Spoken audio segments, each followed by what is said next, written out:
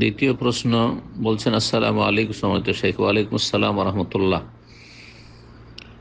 শেখের কাছে আমার প্রশ্ন, আমি মাসে অথবা 2 সপ্তাহে কবরস্থানে যাই, আলহামদুলিল্লাহ। আমি সেখানে গিয়ে কোনো রকম শিরক বেদাত করি না, আলহামদুলিল্লাহ। আমি বুঝি কি করলে শিরক বেদাত হয়? কবরস্থানে গেলে আমার মরণের কথা বেশি মনে পড়ে, এবাদতে বেশি মন দিতে পারি, তাই এত বেশি কবরস্থানে যাওয়ার কারণে কি আমার গুনাহ হবে? দয়া করে জানাবেন, জাযাকাল্লাহু খাইরান।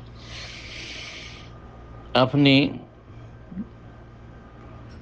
জিয়ারতের বিষয়টি, কবরের যে রয়েছে, সেটা যেহেতু একজন বোন প্রশ্ন করেছেন, সেই ক্ষেত্রে বলবো যে আপনার জন্য এইরকম কবর জিয়ারত করতে যাওয়া জায়েজ নয়। আর এত বেশি বেশি বিশেষ করে এই আপনি প্রতি সপ্তাহে যাচ্ছেন বা মাসে 2বার করে যাচ্ছেন, এইভাবে যে যাচ্ছেন মাসে অথবা 2 সপ্তাহে কবরস্থানে যাই বলছেন, আর এটাকে ভালো মনে করে আলহামদুলিল্লাহ বলছেন, না, এটা ঠিক নয়। এইভাবে এত বেশি কবর জিয়ারত করতে যাওয়া মা বোনদের জন্য ঠিক নয়। এখন ঠিক নয় এই জন্য বললাম যে এটা হারাম নাকি এটা মাকরুহ, অপছন্দনীয়, এই বিষয়ে ওলামাদের দুটি মত রয়েছে। ইসলামের প্রথম যুগে রাসূলুল্লাহ সাল্লাল্লাহু আলাইহি ওয়াসাল্লাম পুরুষ নারী সকলকেই কবর জিয়ারত করতে নিষেধ করেছিলেন, কারণ তখন নতুন নতুন সব ইসলাম গ্রহণ করেছে, আকীদা এখন দুর্বলতা রয়েছে। সুতরাং যে কোনো সময় সেখানে গিয়ে শিরক বেদাতে লিপ্ত হইতে পারে, তাই নিষেধ ছিল পুরুষ নারী সবার জন্য। আর তারপরে রাসূলুল্লাহ বলে, কুনতু নাহাইতুকুম আন জিয়ারাতিল কুবুর, আমি তোমাদেরকে কবর জিয়ারতে নিষেধ করতাম, আলা ফাজুরুহা, এখন তোমরা জিয়ারত করতে পারো, ফাইন্নাহা তুযাক্কিরুকুমুল আখিরাহ, তা তোমাদেরকে পরকাল স্মরণ করিয়ে দেবে। কবর জিয়ারতের একটি উদ্দেশ্য হচ্ছে নিজের লাভ, তা হচ্ছে পরকালকে, মরণকে, এই কবরের জীবনকে স্মরণ করা। যদিও এই ক্ষেত্রে পরকাল স্মরণ করা যেমন প্রয়োজন পুরুষদের রয়েছে, তেমন নারীদের রয়েছে, কিন্তু এটা, এই যে নির্দেশটা বা অনুমতিটা যে এখন তোমরা কবর জিয়ারত করো, এটা পুরুষদের সাথেই খাস, নারীদের ক্ষেত্রে নয়। এর দলিল রাসূলুল্লাহ সাল্লাল্লাহু আলাইহি ওয়াসাল্লামের হাদিস, লানাল্লাহু যায়রাতিল কবুর, আল্লাহ রাব্বুল আলামিন অভিসম্পাত করেছেন, লানত করেছেন কবর জিয়ারতকারিনীদের ওপর। এই হাদিসটি তিরমিজির বা সুনানের কিতাবাদিতে রয়েছে।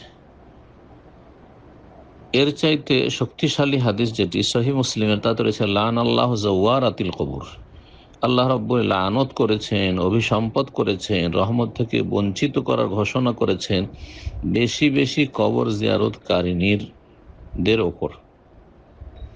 এখানে কঠিন শাস্তির কথা বা ধমক দেওয়া হয়েছে যে আল্লাহর লানত রয়েছে যারা বেশি বেশি কবর জিয়ারত করবে। আগের হাদিসটি শুধু জিয়ারতকারিনী যায়রাতিল কবুর, এতে রয়েছে বেশি বেশি জিয়ারতকারিনী। এই দুই রকমের হাদিসের কারণে ওলামাদের মাঝে দ্বিমত রয়েছে। একদল বলছেন যে মহিলাদের জন্য কবর জিয়ারত করা মাকরুহ তাহরিমি, মানে হারাম, নাজায়েজ।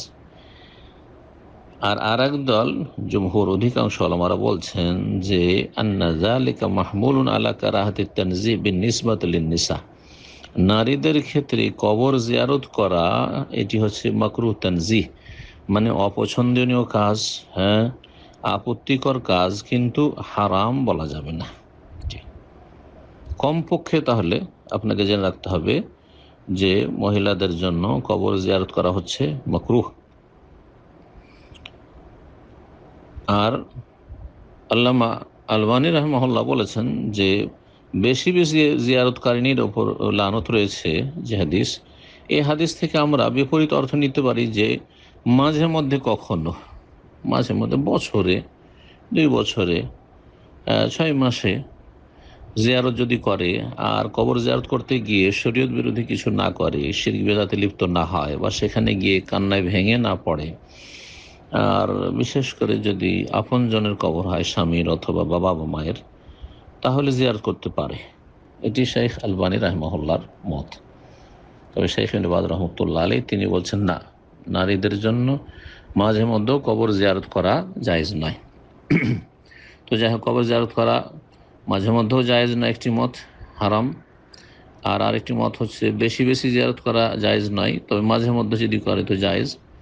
আর আরেকটি মত হলো যেটি নিষেধ রয়েছে সেটা হচ্ছে মাকরু, আপত্তিকর, অপছন্দনীয়, সেটা হারাম নয়। তো কমপক্ষে আপত্তিকর কাজ, সুতরাং এটাকে সওয়াবের কাজ মনে করি আপনি এত বেশি কবর জিয়ারত করতে যাবেন না, কারণ আশঙ্কা রয়েছে আল্লাহর লানতের। সুতরাং তা না করে আপনি বাড়িতে বসেই মরণকে স্মরণ করবেন, আখিরাতের জীবনকে স্মরণ করবেন, জান্নাত জাহান্নামের কথা পড়বেন এবং স্মরণ করবেন, এবং এবাদতে মনোযোগী হবেন। আপনি খুশুর সাথে অর্থ বুঝে আপনি ইবাদতবন্দি করবেন, এটা আপনার জন্য ভালো হবে। আল্লাহ রাব্বুল আলামিন যেন বুঝার তৌফিক দান করেন এবং আমল করার তৌফিক দান করেন, সতর্কতার সাথে আমাদেরকে দ্বীনের পাবন্দি করার তৌফিক দান করেন।